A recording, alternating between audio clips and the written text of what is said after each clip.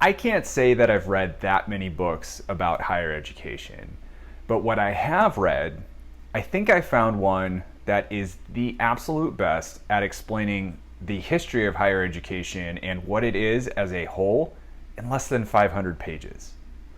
But before I get into that, just want to say welcome back to the channel. And if you're new here, welcome. Here you are going to find reviews about higher education books, among other topics such as current events in higher education and ways to navigate as a student and a prospective student. So I hope you enjoy your time here and make sure you look around at some of the other videos. Now, this book in particular is called The Innovative University by Clayton M. Christensen and Henry J. Eyring. So Clayton Christensen is actually the author of The Innovator's Dilemma. And so what they did in the beginning of the book is they sort of intertwined some takeaways from The Innovator's Dilemma and how that applies to higher education. So when I said less than 500 pages, this one's about 400. So it is a lengthy read, but it is a very easy read. It's a very, I would say, conversational and comfortable tone. And there were moments where I couldn't put it down. Sounds like a bit of a nerd moment, but that's just how good their writing was. And there were some really strong takeaways, and I think they connected concepts and thoughts very well. And that's why it was so easy to just continue reading and reading. And so really what the book is, it's sort of a tale of two colleges. And it talks about, of course, Harvard University, and then a small college, which is known today as BYU-Idaho, but was founded as Ricks College. And so the format of the book is that the chapters will sort of alternate back and forth. One chapter will be about Harvard, the other one will be about Ricks or BYU-Idaho. And it talks about how the colleges grew. And what's best, what I love about this book and how it kind of puts the history of higher education together, it talks about how these colleges grew and what worked and what didn't work, and also how they had to innovate and how they had to make changes that were not always positive just to survive and grow their enrollment and continue on to where they are today. And so the book opens up, and if you're not new to higher education, you may already know this, but if you're not familiar with this industry, we want to believe that the gold standard is Harvard in terms of what a university looks like and how it should behave or operate, and sort of what kind of students that should be at college. So what everyone does is that they try to emulate Harvard, and it doesn't always work. And I wrote down so many notes, and it goes back and forth, but one of the things the authors pointed out is that you have a lot of, the majority of colleges in America are not prestigious, they're not well known, but they're trying so hard to emulate Harvard, but they can't quite do it. And because they don't have the research dollars, they don't have the alumni donations, they don't have the award-winning faculty, and so they are left with adjunct faculty or grad students teaching those courses, and they really can't quite compete. So when they talk about the history, they will talk about the first few presidents of Harvard and what they did to build Harvard. And so that includes so many things, and it's really sort of, it's what we do today. And they had a great analogy because they kept comparing it to sort of DNA. So you have Harvard, that's the DNA, and they likened it to when you clone an animal, that there may be some mutations in the DNA and it's slightly different but still the same. And they said that when schools try to copy Harvard, that's what you get. So I thought that was pretty cool too. And the book was published around 2011, so it's not that old. I think it's still relevant, especially from a historical perspective. And they made some interesting predictions that we've seen unfold, but not as predicted. So that was pretty cool too. It was not that far off either. And essentially what that was with online education.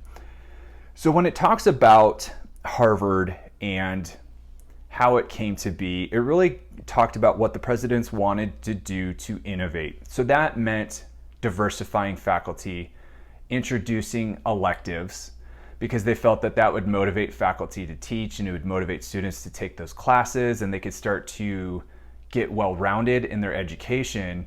But then it also addressed drawbacks, such as now you had smaller class sizes and you had to hire more faculty, and that became more expensive.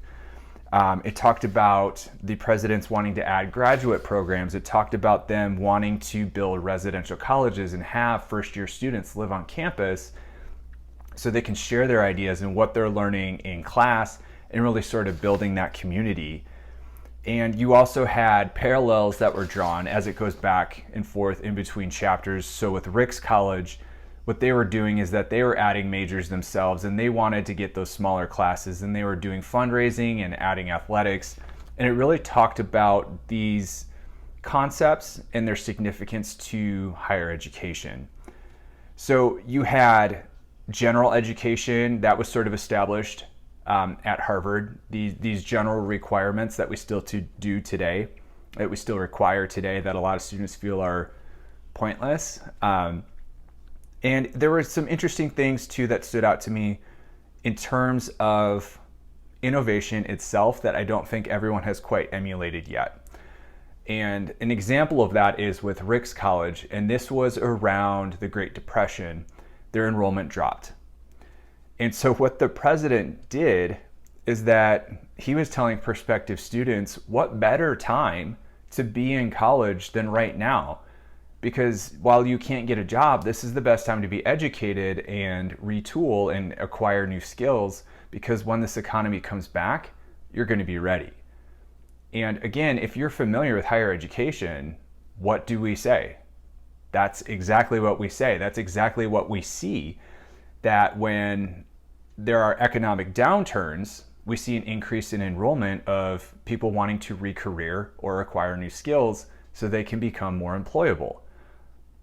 And this is almost 100 years ago that you had the president of Ricks College talking about this. And what was interesting is that he and also faculty would go to high schools in Idaho in their immediate area and recruit students. Again, that's what a lot of schools are doing, but that's not what schools had always done, because we used to have this attitude of, if you're going to go to college, you're going to come to us. We don't need to come to you. So you also had Ricks College being innovative and a pioneer in that regard of they're going to go out and get their students. And it actually did result in increased enrollment. And so with these chapters, it talked about as enrollment grows, with Ricks as an example, how did they manage that? Well, they had to they went back and forth between 2-year and 4-year status. They had to cut their athletics program, even though it was very successful. They had to add faculty, but they also had to cut faculty. And they really went through some growing pains. And I think you will see that with a lot of schools, especially today when you have schools who have closed or are on the verge of closing. So they also talked about the Carnegie System, the Carnegie classification system. And what that is sort of schools are classified in terms of what they offer. So you would have just degree granting institutions, or you would have certain institutions that bring in so many dollars in research and they focus on that. And that's a very watered down explanation of the Carnegie system. But the intent was to sort of create this ladder of, you may have a 2-year, you may have a degree granting institution, then you may have a full research institution. So as a student, you could start here and then work your way up. But what had happened is that colleges saw this ladder and said, we want to climb this too. So you had so many schools that wanted to become 4-year status, and then they wanted to become research institutions. So that's where they would start to chase what Harvard is, or they would chase what other schools were doing, and they wanted to copy that because they wanted to, as the authors say, climb the Carnegie ladder. And that's great in terms of growth, but it's not great in terms of serving students. And so the book really dives into what that means, what the drawbacks are with trying to emulate Harvard. And it's funny because they do give a specific shout out to Arizona State University and Ohio State University, because they are 2 large public institutions that don't really try to chase what Harvard's doing. They want to do things their own way, and have actually been able to become successful and grow their enrollment in doing that. So it's still relevant as I read this book, over 10 years later. So the thing with Ricks is that also their story is interesting because they were closely associated with the Church of Latter-day Saints. And as they grew, they started to become noticed by the Mormon Church and BYU, but BYU was the flagship institution for the church. So Rick's couldn't really compete with BYU in that sense, and they couldn't start to overtake, even though they were on track to do so. But what did end up happening is that they became affiliated with BYU, and then they ultimately became known as byu-idaho.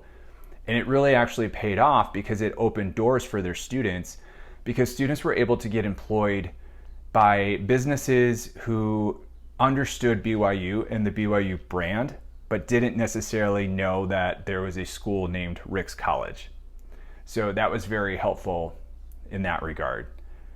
There were chapters that talked about technology and the growth of technology. And what was, I think, probably the best chapter with the technology was the growth of the for-profit online schools and their massive growth. So when you would talk about the University of Phoenix, Western Governors University, how that started, and really trying to provide a streamlined college experience for students at a minimal cost, how did these brick and mortar institutions compete?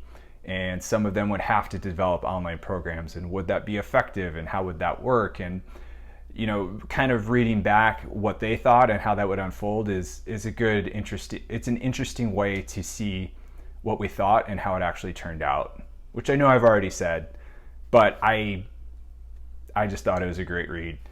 I have so many notes. A lot of them are very, very detailed notes, just for my own thinking.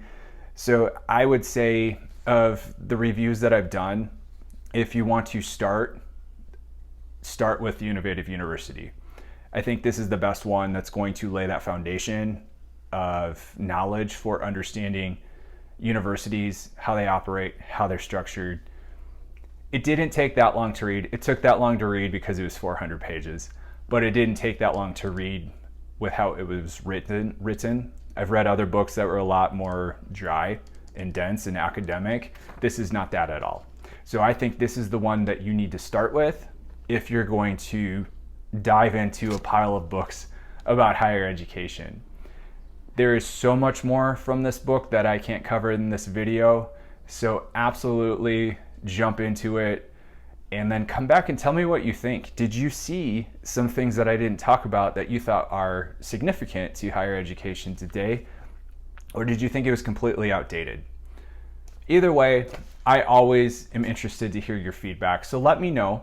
And if you want to be up to date on current and future book reviews and anything else on this channel, then make sure you hit subscribe. And as always with that, I will catch you in the next one.